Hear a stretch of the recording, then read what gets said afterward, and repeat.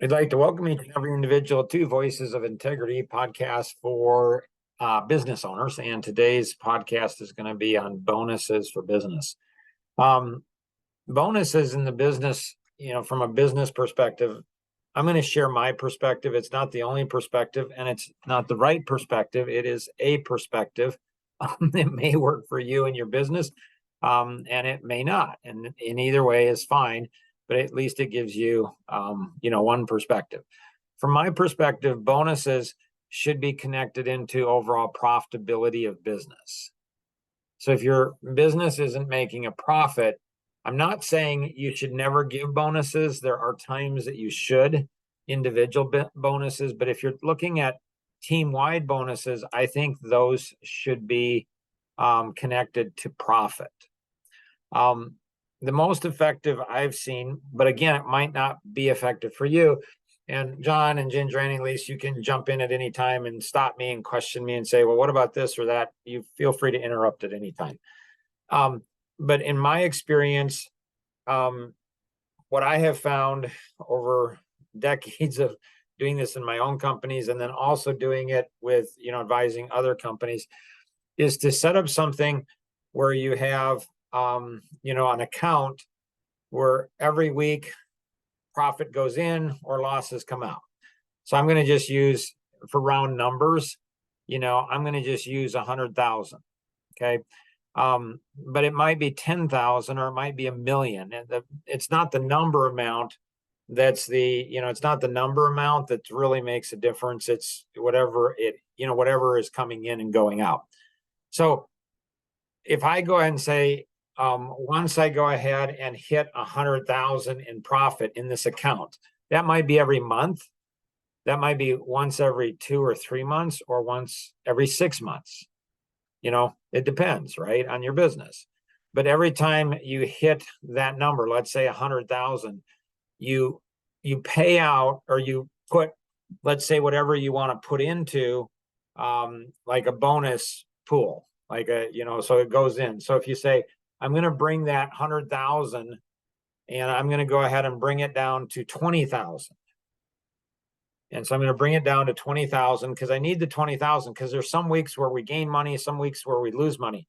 I've been in situations in my own company where I've paid a profit bonus or I've paid a bonus when we've lost money. So if I lose $20,000 in a month or a quarter, or whatever it is, I don't want to be paying a bonus on top of that because then my losses can go from 20,000 to 30,000 or whatever. So if you do something on a weekly basis, you're going to have ups and downs. And so you always want to leave as much money in the, buffer fund. So it might go from 20,000 and then next week we might lose 5,000. And then all of a sudden, we gain 10,000, then we lose 15,000. So you have these roller coasters, up and down often.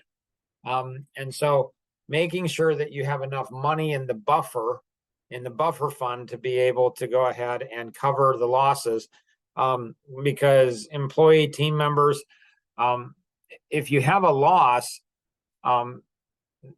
employees team members don't mind getting profit bonuses, but they do not like getting clawed back. Oh, we gave you a bonus, but we got to take some of it back. They don't like that. And so you want to leave it enough buffer in that buffer amount so you don't go below that. So then what you do is you sweep it out. It's like a sweep account. And so you sweep it out, and let's say you have $80,000 or 8,000 or 800,000. It doesn't matter. Whatever that number is, you take 80,000, and that's a profit bonus. And so, and again, that could be done, monthly. That could be done, 3 months, weekly. It could, whatever it is, but it's not going to be the same thing unless your revenues are going to be really, really consistent. And so once that 80,000, then some percentage of that, then you have 100% of your profit bonus. Now, some of that profit bonus, obviously it's profit. So it goes to the business owner. So the owners of the company. Now that could be 10% of that 80,000 could go to the owners, or 90% of that. It's really up to the owners to make that determination, right? So some of it, it could be based on a whole bunch of different things. Let's say, for example, just to throw something out. Let's say that the owners say, I'm going to keep 60% of that. Now, again, it could be 80 or 90, it could be 20, whatever the owners say. So the owners get to make the decision because they're the ones that are the owners. And so they say, I'm going to keep 60% of the profit, and they pay a distribution to the owners. 40% of that is going to go to, the employees or team members or whoever, contractors, whatever it is. Now that goes into an account. So that 40% goes into some account. Personally, when I design them, I like to go ahead and have not that account always exhausted. It's just, I want to pay it out. I don't want to build it up. I want to pay it out, but I want to have where I can give out profit bonuses or bonuses, in between a bonus if I want to, or if I feel I need to a specific employee. And then, then you say, so let's say that there's, let's say that there's $30,000 that goes into the profit bonus for the employees, the team members. Now, how you divide that 30,000 is going to go ahead and depend, and that's where it gets a little, mucky. That's where it gets, is it just a percentage based on how much they earn? Is it a percentage based on how much they produce? Is it a vote? Do you have people submit things? Does the owner make the decision? Does a manager does a peer make the decision? Do you tell everybody, hey, there's 30,000 and, it's going to be divided up equally? There's a whole bunch of different ways. So the first question I would ask, I would write these down, is how do I determine what your bonus dollars are? So, normally you work hard to connect bonus into profitability. If you don't connect it to profitability from a company, you could lose money and then lose more money by paying a bonus. I think that if an owner gives up 10% or 20 or 40, whatever they give out, I don't look at that as a cost. I look at that as an investment. So it's teaching the employees to think like a business owner, right?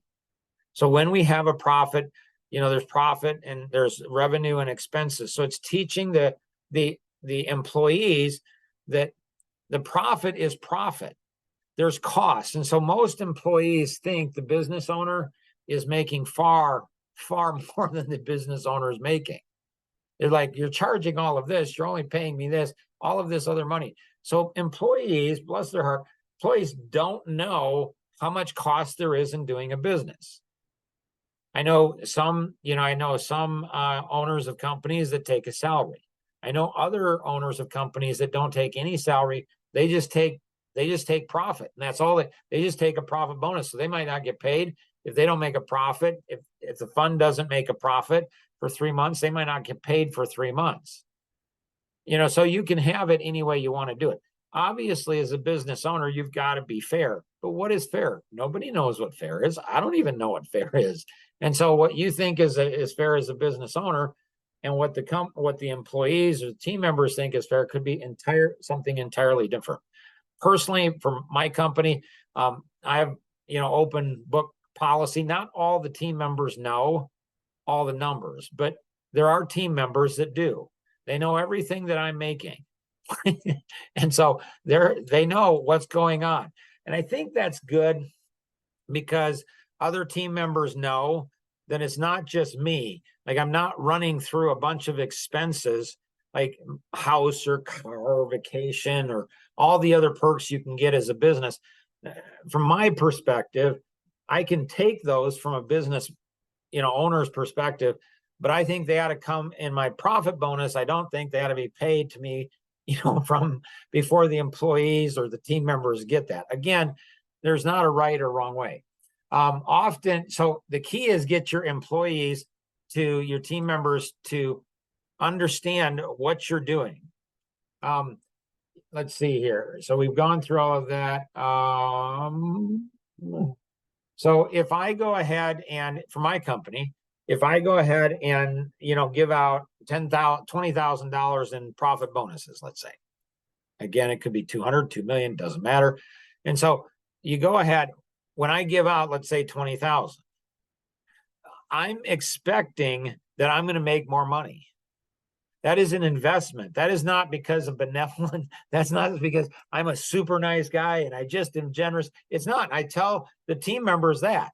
I'm like, listen, I could take this as profit myself, but I'm investing it back into you because two reasons. One is I do want to be generous and I do want you to earn as much money. And I am investing in you because I believe in you. And two, it's just a good, shrewd business decision because I think when I'm sharing the profits with my team members, they're going to be more interested in profit, not just revenue, but profit. I mean, you could have $10 million in sales and, lose $1 million. You could have $2 million in sales and make $1 million. So it's a combination of both of those things. So we're all on the same team, all working together in the same way. Let's see here. So that gives kind of the big picture. One question that might be is, what if we're doing something now that's very different than this? Making the transition, communicating, getting it set up and communicating it to your team members while you're doing it. I think one of the biggest errors that owners make is they don't communicate what they're doing clearly and why they're doing or what they're doing. If you switch it, an individual may make less money in the short term. We need to communicate this. One of the challenges is bonuses. If you're giving them consistently, like every month or whatever, I'm not saying you shouldn't do that. I'm just saying when you do that, they get to depend on it. So they just think, oh, this is always going to happen. Well, it's always going to happen as long as there's profit. But profit doesn't grow on tree. Like our parents said, money doesn't grow on profit. Profit is hard work. So, Elise, any questions or thoughts that you have based on what we've gone over? I know you have a number of clients that are working on that, as does Gingeran too. Elise, any questions or thoughts you have? No, I mean, I think initially it's a lot. And like you mentioned, if you're making a change from how things are done, going through that process is not the easiest. And so really just helping a client take one step at a time, and then same with their employee. Nice. Yep. Gingeran, I know you've got a number of clients that are also asking this question as well. Any thoughts, questions that you have for any of your clients or anything that you're working on, any of the projects you're working on? Well, I think one of the things I was thinking about is, and there may not be really a right answer, but how do you decide on the percentage of profit to kind of give out? And so it can be kind of a challenge, I guess. So I'm just trying to see if there's some rhyme or reason or some direction I could give clients on that area. Yeah. There's not a right or wrong. You're absolutely right on that. I think that in the past, in my early years, I think I was too generous. I did not leave enough in reserves. I did not anticipate the downturns as much. Another question might be, what about capital expenses? And so, that might be another podcast. And so the simple answer on that is, if you've got capital expenses, like you're buying $1 million machine, one owner said, well, we don't have any profit because we keep investing that back into new machinery. Well, that doesn't really help your employees, so much. I mean, it might help them, but it doesn't help. They'd rather have the cash. So if you're doing capital expenses, you may go ahead and say, listen, I, as a business owner, I'm going to take, 20% myself and for my own family and my own needs or whatever I want. And then I'm going to take 60% and I'm going to use that for capital expenses to invest back into the business, and then 20% to be given to the employees. So I think that it's important to, people tend to be overly generous. And for those who are overly generous, you want somebody who's going to be more cautious, or people tend to be more stingy, and you don't want to be stingy with employees, with team members. And so it's that balancing act between the two. But then again, looking at how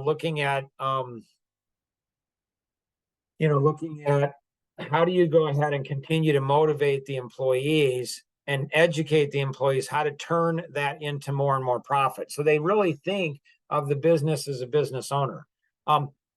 Another thing is you can go ahead, that percentage, there's another client that we have where that 20%, actually, if they're doing the work, they can actually get a percentage of that 20% that's going to the employees.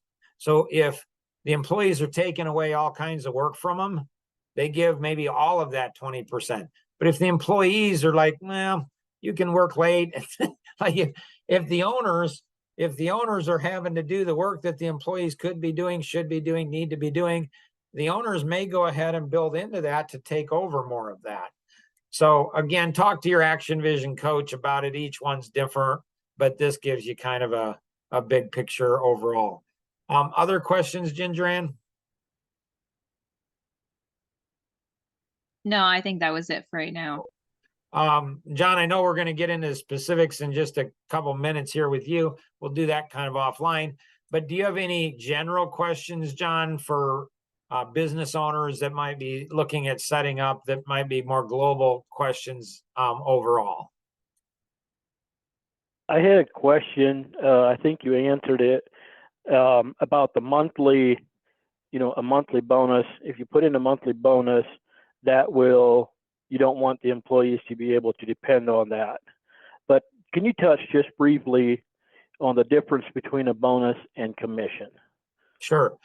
So commission typically is associated with sales. It's not always, but it's, often, connected with sales. Commissions are going to be like, let's say 10% commission. A 10% commission doesn't matter if doesn't matter if you get profit or not. Like, you're getting 10% commission. And so if that's the arrangement that you have with a salesperson, generally, that's what you have. When you get a commission, there's no incentive for that team member. There's no natural incentive for that team member to try to control the cost or to increase the profit. They're going to get 10% regardless of how much work they do. They're going to get 10% regardless of how much profit they have. So they're not really motivated to go ahead and to increase, lower the cost that it takes to service that client. They're not really motivated to go ahead and look at it like a business owner. They're just going to get that percentage. Like, they get their 10% regardless if you make money or not. That's not going to be the best motivation, because you can go ahead and they can get their 10%. Even if you lose money on that client, they're going to still get 10%. So what we're doing in commission, and again, I'm not saying commissions are wrong at all. I'm just saying that when it's commission based, you're not on the same motivation. You're not in the same alignment. Great question, though. Other thoughts or questions, John? I think that's it for now. Cool. All right. So if you have any questions on anything that we went over today, good luck. Bonuses, big profit bonuses, I think are really, really good. Teaching the employees, teaching the team members, hey, it's a business. We need to make a profit. There's a lot of cost. Can you help reduce the cost? How can you go ahead and increase profit? Because the more profitable we are as a company, the bigger your profit bonus is going to be, and the more frequently it's going to be coming in. So the bigger the bonuses will be, and the more frequently you'll get the profit bonus in being able to go through and do that. And that's just a win-win for everyone. So if you have any questions on anything we covered, talk to your Action Vision coach, or you can call toll-free 888-230-2300, outside the US 630-393-9909. And always remember, we can accomplish so much more together than we ever could on our own. Have an amazing day. Bye-bye.